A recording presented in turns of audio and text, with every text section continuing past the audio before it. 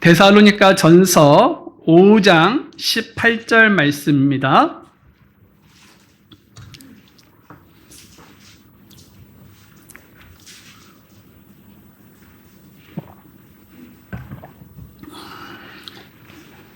데살로니가 전서 5장 18절 말씀 같이 읽겠습니다. 시작. 모든 일에 감사하라. 이는 이것이 그리스도 예수님 안에서 너희에 대한 하나님의 뜻이기 때문이라. 아멘. 제가 초등학교 시절 때 했던 그런 유머인데요.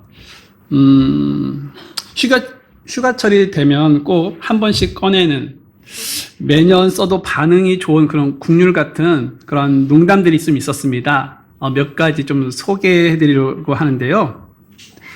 어떤 것이냐면, 이번 휴가는 어디로 가세요? 라고 물었을 때에, 네, 저는 이번에는요, 방콕에 가요. 네, 정말요? 네, 전 정말 방구석에서 콕 박혀 있을 거예요. 라는 그런 농담을 한 적이 있었습니다. 또 어떤 분들은 이번 휴가는 또 어디로 가세요? 네, 저는요, 이번에는 동남아로 가요. 정말요? 네, 저는요, 동네에 남아서 아이들과 놀려고요. 이런 농담을 한 적이 있었습니다. 또 어떤 분들은 이번 휴가는 어디로 가세요? 라고 했었을 때에, 저는 이번에는요, 방글라데시를 갈 거예요. 네, 정말요? 네, 방 안에서 굴러다니려고요. 네, 에어컨이 귀했던 시절, 이 선풍기 앞에 둘러앉아서 이와 같은 그런 엉뚱한 말장난을 주고받으면서 더위를 웃음으로 이렇게 쫓던 그런 추억이 제겐 있습니다. 여러분도 혹시 이런 비슷한 추억이 있으십니까? 네. 해외여행이 지금처럼 흔치 않던 그때 낯선 나라 이름들 속에서 유독 방글라데시는요, 그 시절에 소박한 유머 덕분에 그래서인지 우리나라 사람들에게 한 번쯤 들어본 나라입니다. 그러면 여러분, 방글라데시는 어떤 나라입니까? 네. 방글라데시는요, 세계에서 가장 가난한 나라 중에 하나로 꼽히는 나라입니다. 우리나라의 100분의 1도 안 되는 그런 국민 소득으로 GDP도 낮고요, 생활 수준도 열악합니다. 인구 밀도는요, 세계 1위고요, 문맹률이 90%를 육박한다고 합니다. 해마다 그리고 국토의 80%가 홍수에 의해서 물에 잠겨서 수해로 고통받는 나라라고 합니다. 돈이 없고 천연 자원도 없고 의료시설이 열악해서요, 아파도 마땅히 치료받을 수 있는 그런 병원이 없다고 합니다. 아침에 일어나면 일하러 갈 그런 직장도 없고 공부할 학교도 없고 뇌물과 부정부패가 만연한 나라라고 합니다.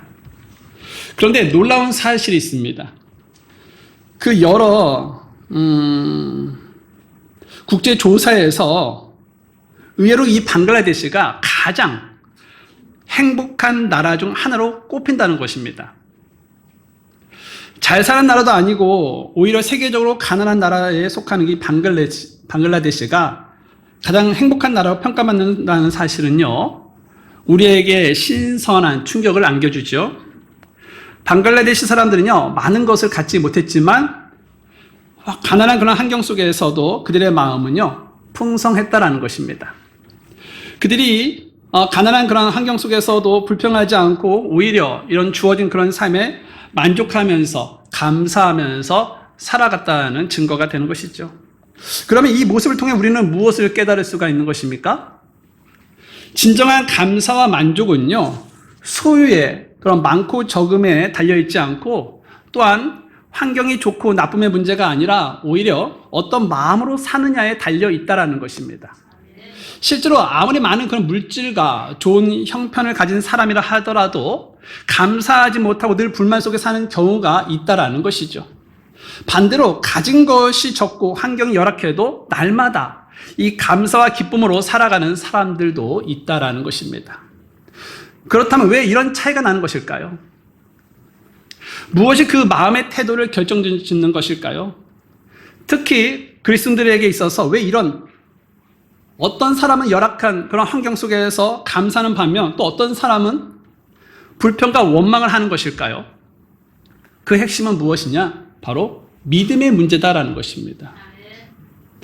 여러분, 우리가 감사하지 못하는 이유는요, 환경이나 형편이 나빠서가 아닙니다. 그 본질적인 이유가 있는 것인데요. 그것은 바로 믿음이 약하기 때문에, 다시 말하면 믿음이 적기 때문에 그렇다라는 것입니다.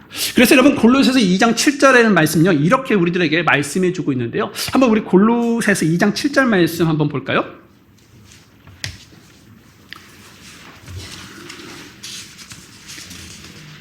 골로새서 2장 7절입니다.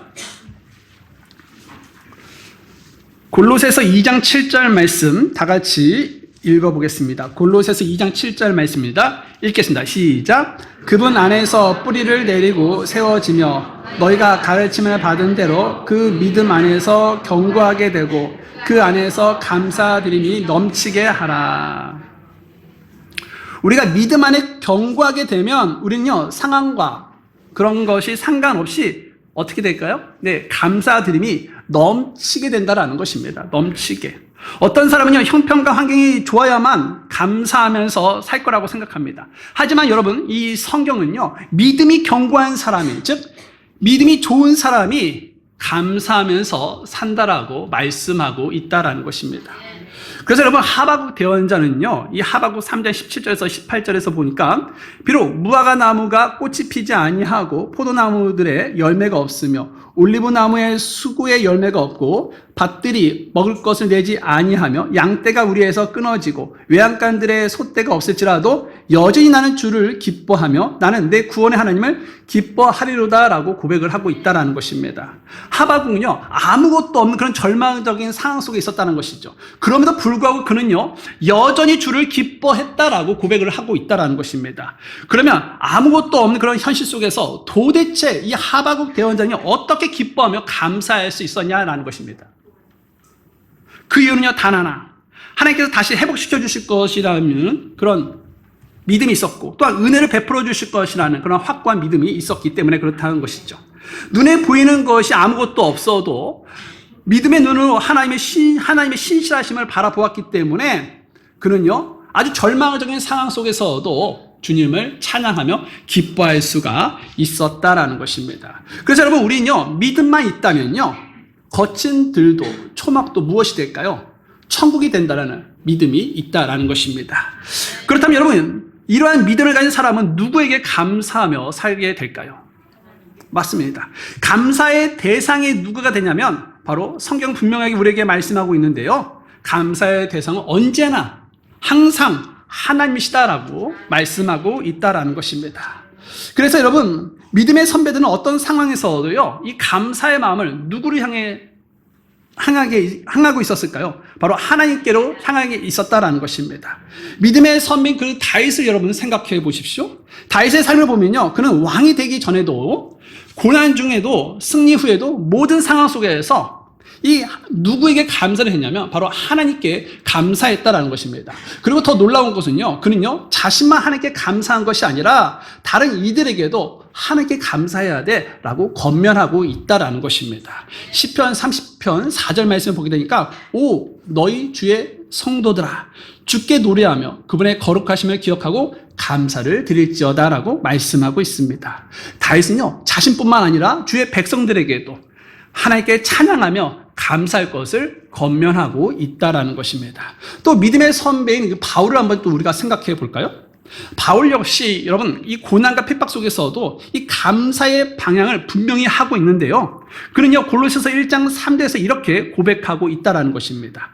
우리가 너희를 위해 항상 기도하며 하나님 곧 우리 주 예수 그리스도의 아버지께 감사하노니라고 고백을 하고 있다라는 것입니다. 바울의 감사의 대상도 누구라는 것입니까? 우리 주 예수 그리스도의 아버지셨다라는 것입니다. 바울은 그의 서신에서 감사의 중심에는 언제나 우리 주 예수 그리스도의 아버지가 되셨다라는 것이죠. 그럼 여러분, 여기서 우리 주 예수 그리스도의 아버지가 누구십니까? 예, 맞습니다. 하나님이시죠. 이번에 한번 성경 한번 찾아볼까요? 에베소서 1장 3절 말씀 한번 보겠습니다. 에베소서 1장 3절 말씀입니다.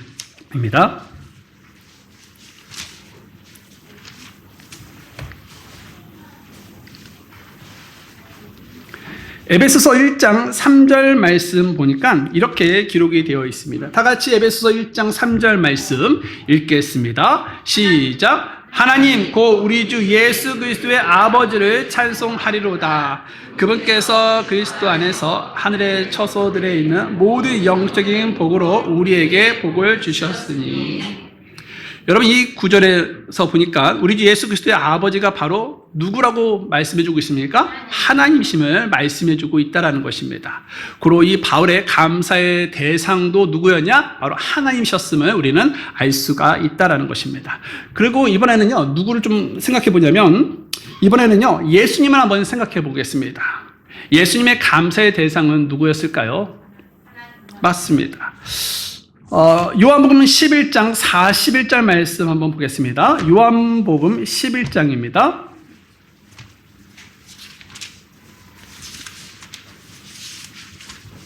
요한복음 11장 41절 말씀 보면 이런 말씀이 적혀 있습니다. 요한복음 11장 41절 말씀 같이 읽겠습니다. 시작. 그러자 사람들이 죽은 자가 이에 예수님께서 눈을 들어 이르시되 아버지여 아버지께서 내 말을 들으신 것을 감사하나이다. 이 말씀은요, 예수님께서 이 죽은 나사로 무덤 앞에서 하나님께 감사를 드리는 장면입니다. 이 말씀을 통해서 예수님의 감사의 대상도 누구였음을 우리는 알 수 있습니까? 하나님이셨음을 우리는 알 수가 있다라는 것이죠. 우리는 이와 같이 믿음의 선배들을 통해 특히 우리를 구원해 주신 예수님을 통해 누구에게 우리가 감사를 해야 하는지를 우리는 깨닫게 되는데요. 자, 그러면 우리는 누구에게 감사를 해야 합니까? 바로 하나님이시다라는 것입니다. 우리의 감사의 대상은 언제나 항상 늘 하나님이시다라는 것입니다. 여러분, 우리의 믿음의 선배들의 공통점은요, 감사의 대상이 분명했다라는 것입니다. 그래서 우리도 감사의 방향을 분명히 해야 한다는 것입니다. 감사의 대상이 모호하면 우리의 그런 감사의 대상도 상황에 따라 어떻게 될까요? 흔들리게 된다라는 것입니다. 하지만 여러분, 이 감사의 대상이 분명히 하나님이시라면 우리는 어떤 상황에서도 누구에게 감사할 수 있는 것입니까? 하나님께 감사할 수가 있다는 것입니다. 기쁨의 순간에도 슬픔의 순간에도 형통할 때도 고난 가운데서도 변함없이 하나님께 우리는 감사드릴 수 있는 것이다라는 것이죠. 여러분, 감사의 방향은요, 곧 우리의 믿음의 방향과 같다라는 것입니다. 우리가 하나님을 향해 굳건한 믿음을 둘 때 우리의 감사 또한 자연스럽게 하나님께로 향하게 된다라는 것이죠. 마치 여러분 해바라기가 태양을 향하듯 우리의 마음과 감사는요, 창조주이시오 구원자 되시는 그 하나님께로 향하게 되어 있다라는 것입니다. 그러므로 여러분, 오늘 이 자리에서 우리의 감사의 방향을 다시 한번 점검해 보자라는 것입니다. 혹시 세상의 헛된 것에 마음을 빼앗겨 이 감사의 대상을 잃어버리지는 않으셨는지를 한번 점검해 보자라는 것이죠. 이제 다시 우리의 믿음을 견고하게 하고 우리의 감사를 오직 하나님께로 향할 수 있기를 주의 이름 바랍니다. 하나님을 향한 믿음의 깊이만큼 우리의 감사도 더욱더 풍성해질 것이다라는 것이죠. 사랑하는 여러분, 우리는 하나님께 진심으로 감사하며 살아가야 합니다. 왜냐하면 우리는 날마다 하나님을 은혜를 입으면서 살아가고 있기 때문에 그런 것이죠. 숨을 쉬는 것, 하루를 시작할 수 있는 힘, 우리의 삶 속에 있는 모든 좋은 것들은 다 누구의 은혜입니까? 하나님의 은혜이기 때문에 그렇다는 것입니다. 그런데 문제는 무엇입니까? 우리가 감사할 줄 모를 때가 많다라는 것이죠. 하나님께서 주신 은혜를 당연하게 여기고 심지어는 모든 것이 내 노력으로 이루어진 것처럼 착각하기도 한다라는 것입니다. 구약 성경을 보면요, 이 다윗처럼 하나님 앞에서 신실하고 모든 일에 올바른 것을 행한 사람이 있었습니다. 누구인지 혹시 아십니까? 바로 남유다 왕, 13대 왕이었던 히스기야 왕이죠. 그는요, 왕위에 오르자마자 산당을 제거하고 우상들을 깨뜨리면서 하나님께서 모세를 통해서 주신 명령들을 성실히, 신실히 지켰던 그런 신실한 왕이었다라는 것입니다. 그런데 그렇게 하나님 앞에서 정직하게 살던 히스기야가 어느 날 갑자기 죽을 병에 걸렸다라는 것입니다. 그는 하나님 앞에 나아가 자신이 지금까지 하나님의 뜻에 따라 선하게 살아온 그런 삶을 기억해 달라며 눈물로 호소하게 되죠. 그리고 하나님은 그 간절한 기도를 들으시고요, 그의 생명을 15년이나 연장해 주셨다라는 것입니다. 이처럼 히스기야가 죽을 병에서 회복된 것은요, 전적으로 바로 하나님의 은혜였습니다. 하나님께서 그를 고쳐주시지 않았다면 그는 결코 살아갈 수가 없었다라는 것이죠. 그런데 기적적으로 병이 나았다는 소식을 듣고 이 바벨론 왕이 보낸 축하 사절단에게 히스기야가 어떻게 했습니까?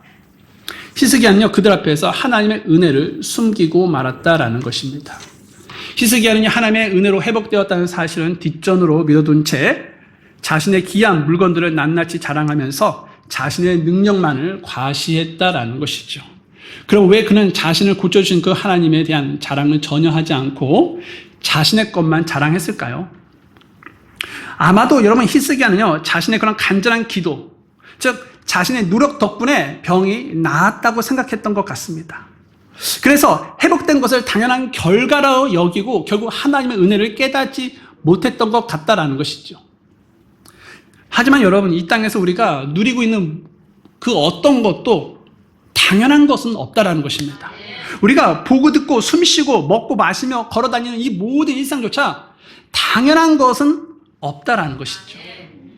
왜냐하면 그 뒤에는 모든 것을 주관하시는 하나님께서 계시기 때문에 그렇다는 것입니다. 그러므로 지금 우리가 살아 숨쉬고 병원에 누워있지 않고 이 자리에 나와 앉아 경배드릴 수 있다는 것은 우리의 생명을 지켜주시고 보호해주시면서 연장시켜주시는 그 하나님의 은혜임을 믿고 우리는요, 마음 깊이 하나님께 감사할 수 있어야 한다는 것입니다. 여러분, 화목한 가정의 중요한 특징 중 하나가 당연한 것으로 여기지 않는 것입니다. 화목한 가정의 남편은요, 집안일을 아내의 몫으로 여기지 않는다라는 것입니다. 아내를 연약한 그룹으로 존중하고 함께 짐을 나누는 것이죠.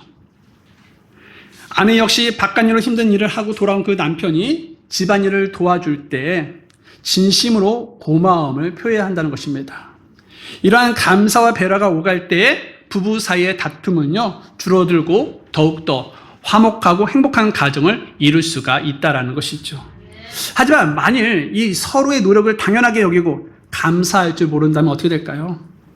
작은 일에도 섭섭함이 쌓이고 결국에는 관계에 금이 가는 결과를 초래하게 될 것이다라는 것이죠. 이러한 원리는요, 하나님과의 그런 관계에서도 똑같이 적용이 된다는 것입니다.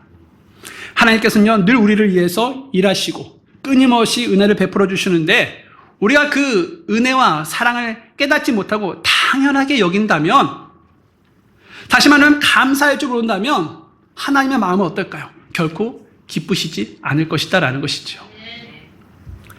여러분, 하나님의 은혜는요, 너무나 크고 값진 것이기 때문에 우리의 작은 노력이나 그 어떤 것이라도 감히 갚을 수 없는 것이다라는 것입니다. 우리가 그 놀라운 은혜에 합당하게 보답할 수 있는 유일하고도 가장 바른 길은 무엇이냐? 그것은 바로 우리의 마음을 다한 감사를 드리는 것이다라는 것입니다. 그래서 오늘 이 자리에서 모인 우리 모두는요, 이 감사의 대상이 오직 하나님 한 분이심을 기억하고서 그분께 진심으로 감사하는 마음으로 우리의 삶을 드리는, 그리고 감사의 표현을 하는 그런 성도가 되어야 한다는 것입니다. 날마다 하나님의 은혜를 기억하고 살아가면서 감사하는 성도가 복된 주님의 자녀인 것입니다. 여러분, 복된 주님의 자녀가 되기를 원하십니까? 그렇다면 날마다 하나님의 은혜를 기억하고 감사하며 살아갈 수 있기를 주의 이름으로 바랍니다. 자, 그럼 왜 우리는 하나님께 감사해야 하냐는 것입니다. 오늘 본문으로 돌아가 보십시오. 데살로니가 전서 5장 18절 말씀이었죠. 데살로니가 전서 5장 18절 말씀 보겠습니다.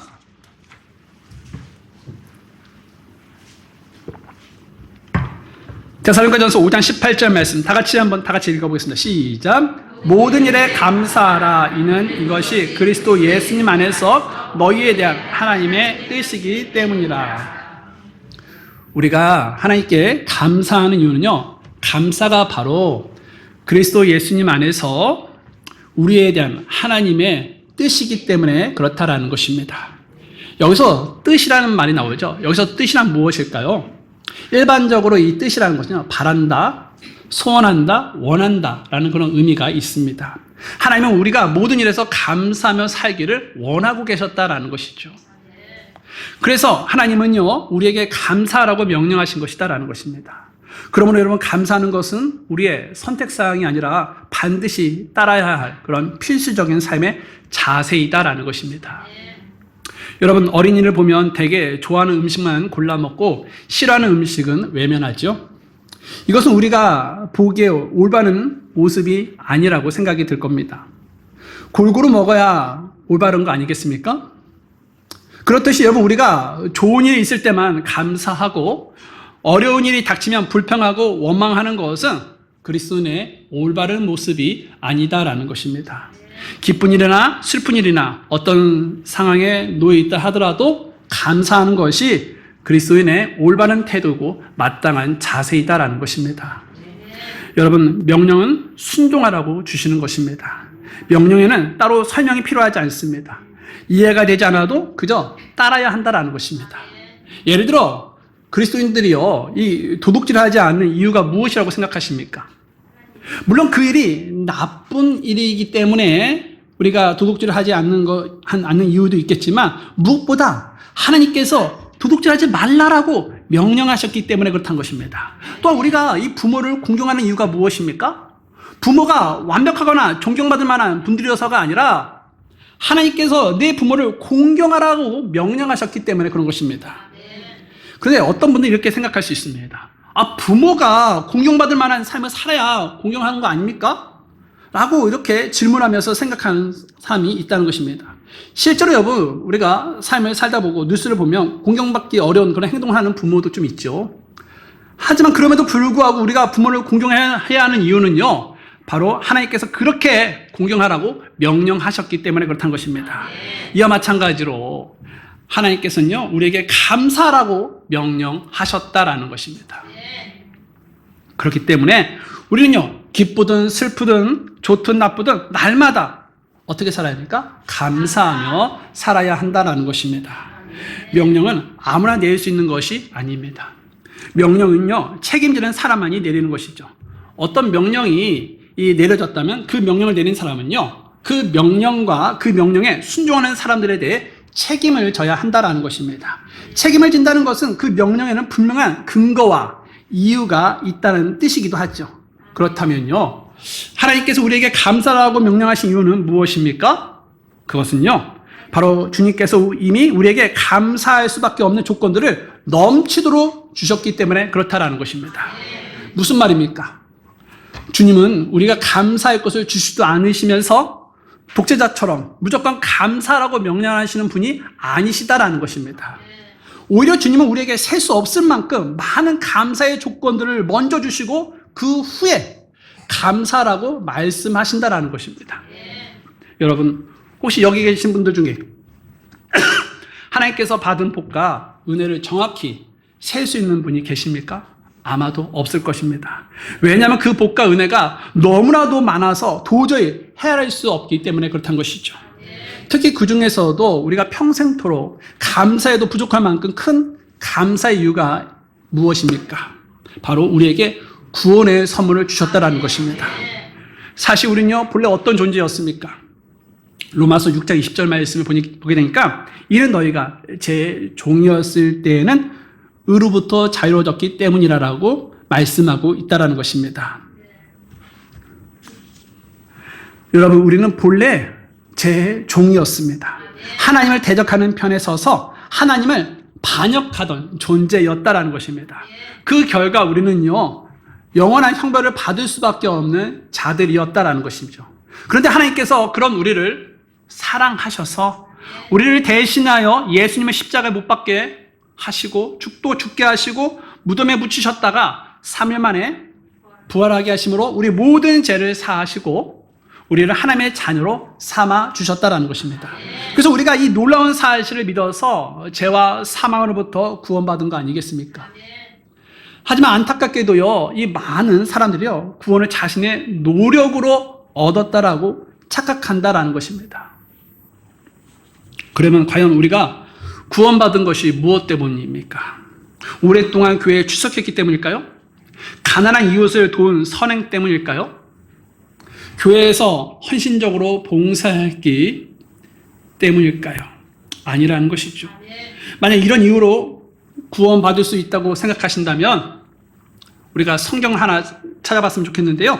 갈라디아서 2장 16절 말씀을 좀 기억했으면 좋겠습니다. 한번 우리 갈라디아서 2장 16절 말씀을 한번 볼까요? 갈라디아서 2장 16절 말씀입니다.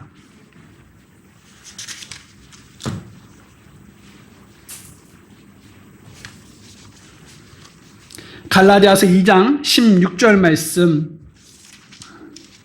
다 같이 읽겠는데요. 갈라디아서 2장 16절 말씀 읽겠습니다. 시작. 사람이 율법의 행위들로 의롭게 되는 것이 아니요 다만 예수 그리스도의 믿음으로 되는 것임을 알므로 우리도 예수 그리스도를 믿었나니 이것은 율법의 행위가 아니라 오직 예수 그리스도의 믿음으로 우리가 의롭게 되고자 함이라. 이는 율법의 행위들로는 어떤 육체도 의롭게 될 수 없기 때문이라.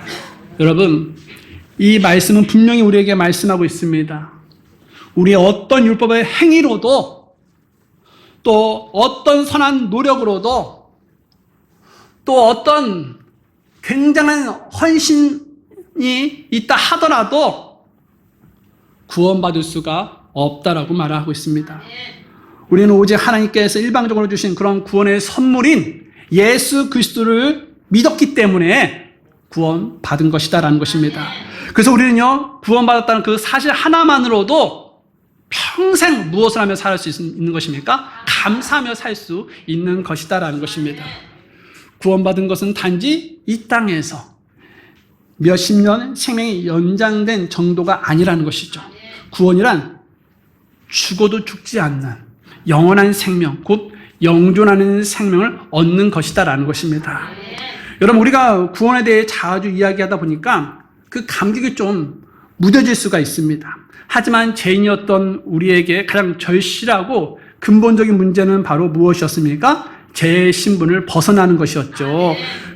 예, 그래서 구원의 문제는요, 우리의 삶에서 가장 본질적이면서 동시에 가장 절박하고도 심각한 문제였다라는 것입니다. 그런데 놀랍게도 우리 주 예수님께서 그 구원의 문제를 십자가에서 완전히 해결해 주셨다라는 것입니다. 그러므로 성도에게 있어 이 구원은요, 감사의 출발점이 되어야 한다라는 것이죠. 그러나 안타깝게도 죄인된 우리의 인간의 본성을 어떻습니까? 하나님의 그런 크신 은혜를 쉽게 잊어버린다라는 것입니다. 하나님의 이러한 사실을 너무나도 잘 아셨기에 감사라는 말씀을 명령의 형태로 우리에게 주신 것이다라는 것이죠. 감사를 순종의 문제로 다루신 것이다라는 것입니다. 즉 감사라고 명령하심으로써 우리가 그 은혜를 기억하고 반응하도록 이끄신 것이다라는 것이죠. 그렇다면 여러분은 하나님의 그런 크신 은혜를 날마다 기억하며 감사하는 삶을 살고 계십니까? 우리가 어떻게 구원을 받고 믿음을 갖게 되었으며 하나님의 말씀을 진심으로 믿을 수 있게 되었는지 이에 대해 늘 감사하는 마음을 가지고 계십니까? 이제 잠시 멈춰 우리의 삶을 돌아보기를 원합니다. 그러면서 하나님의 은혜에 얼마나 자주 감사했는지, 그리고 그 감사를 얼마나 주님과 가까웠게 지내고 교제했는지 생각해 봤으면 좋겠습니다. 그러면서 날마다 하나님의 은혜를 떠올리면서 작은 일에도 감사하는 그런 마음으로 주님께 나아가는 성도가 되었으면 좋겠다라는 것입니다. 자, 그러면 여러분, 우리는요, 어떻게 하나님께 감사해야 하면서 또한 무엇에 대해 감사해야 할까요? 여러분, 본문은요, 뭐라고 말씀하고 있습니까? 모든 일에 감사하라라고, 여기 현수막도 써있죠? 네. 모든 일에 감사라고 말씀하고 있다는 것이죠. 여기서 모든 일에는요, 기쁜 일과 슬픈 일, 좋은 일과 나쁜 일이 모두 다 포함이 되어 있는 것이죠. 그래서 우리는요, 형통한 일에만 감사할 것이 아니라 형통하지 않은 일에도, 즉 우리의 뜻대로 되지 않은 일에도 감사해야 한다라는 것입니다. 그런데 어떤 분들은요, 이렇게 말할지도 모릅니다. 아니, 형통한데 감사하지 못할 성도가 어디 있습니까? 하지만 여러분, 실제로는 어떻습니까? 모든 일이 순조롭고 일이 잘 풀릴 때에도 오히려 감사하지 못하는 사람들이 있다라는 것이죠.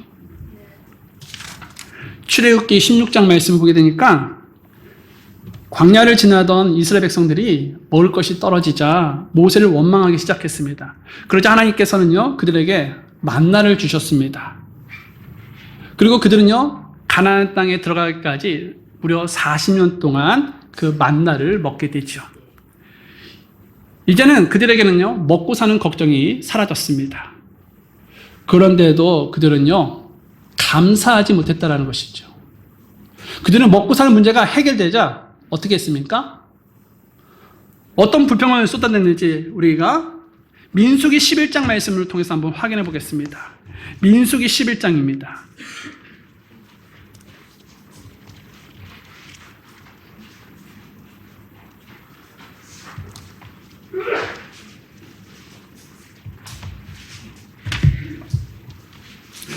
민수기 11장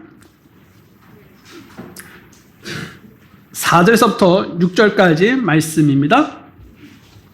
민수기 11장 4절에서부터 6절까지 말씀 다 같이 읽겠습니다. 시작. 또 그들 중에 있던 섞인 무리가 탐욕에 빠졌고 또한 이스라엘 자손도 다시 울며 이르되 누가 우리에게 고기를 주어 먹게 할까? 우리가 이집트에서 마음대로 먹었던 물고기와 오이와 멜론과 부추와 양파와 마늘을 기억하는데 이제는 우리의 혼이 메마르고 이 만나 외에는 우리 눈앞에 아무것도 없도다 하더라.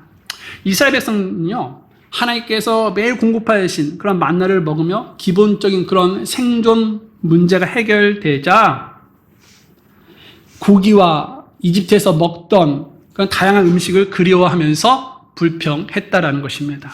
즉 그들은요, 형통한 가운데서도 오히려 감사하지 못하고 불평했다라는 것입니다. 그러면 하나님은요, 그들의 불평을 들으시고 어떻게 했습니까?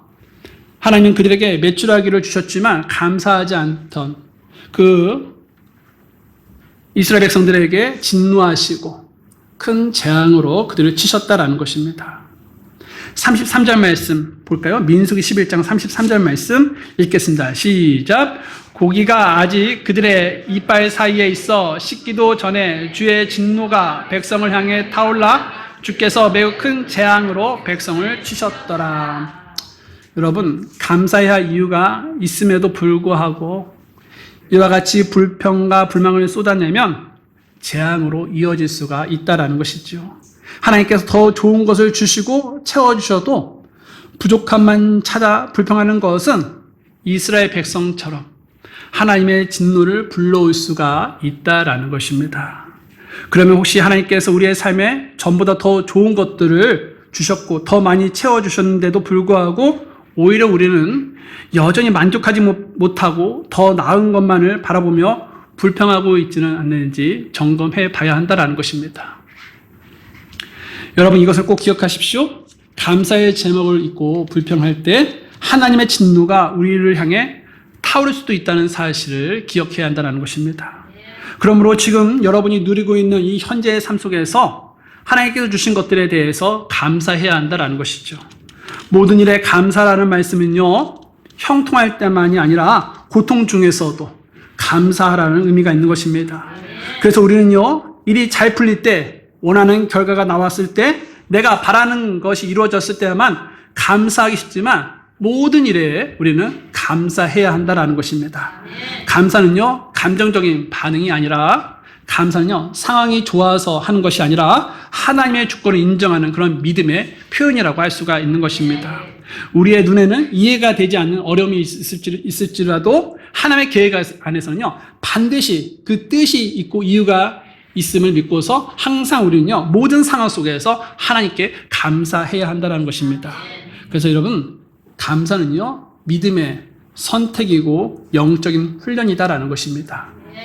때로는 우리를 울게 하는 고통 속에서도 우리의 길을 막는 그런 시련 속에서도 감사할 수 있어야 한다는 것이죠. 왜냐하면 우리는 하나님의 섭리를 신뢰하는 자들이기 때문에 그런 것입니다.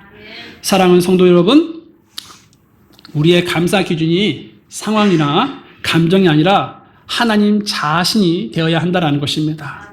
하나님이 나와 함께 하시고 나를 사랑하시며 지금 이 모든 일을 통해 선한 뜻을 이루어 가신다는 그 믿음 위에서 우리는 모든 상황 속에서 감사할 수 있어야 한다는 것입니다. 이 믿음의 감사가 우리의 삶을 변화시킬 것입니다. 하나님의 뜻을 이루는 또한 통로가 될 것이다라는 것이죠. 그래서 우리는요, 모든 일에 감사하는 그런 성도가 되기를 주의 이름으로 바랍니다. 오늘 들은 말씀 여러분들이 생각해 보면서 하나님께 나아가도록 하겠습니다. 오늘 누구에게 감사하라고 했죠? 하나님께. 그리고 내가 생각한 대로만 될 때, 그때 좋아하고 감사하란 말입니까? 아니죠. 모든 상황 속에서 우리가 감사해야 되는 거고요. 또 어떤 경우는 좋아졌는데도 감사를 잃어버려서 하나님 앞에 어려움을 겪는 경우도 있죠. 오늘 이 말씀을 들으신 여러분 가운데 하나님 아버지, 내 나머지 삶은 하나님께 감사하면서 사는 삶이 되기를 원합니다. 이런 분들은 주님께 기도하십시오. 그리고 하나님 아버지, 믿음의 선택으로서 내가 감사를 보여드리고 주님께 순종하는 것으로서 내가 감사를 보여드리기를 원합니다. 이런 분들이 있다면 이 시간 주님께 기도하십시오.